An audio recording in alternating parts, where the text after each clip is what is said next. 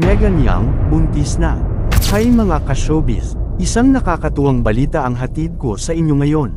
Isa na namang celebrity couple ang nadagdagan ng blessing sa kanilang buhay.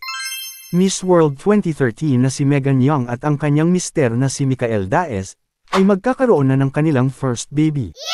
Exciting, di ba? Sa kanilang cute at creative na Super Mario-inspired video, inanunsyo ng mag-asawa ang kanilang pregnancy.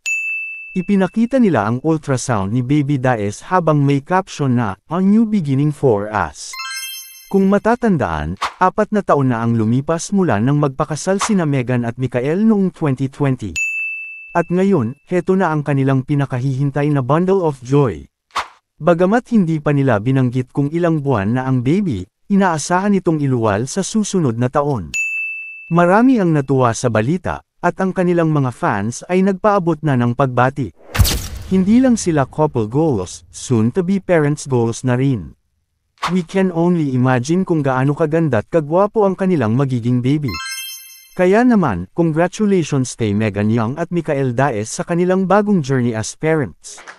Siguradong isa na namang magandang kwento ang magsisimula.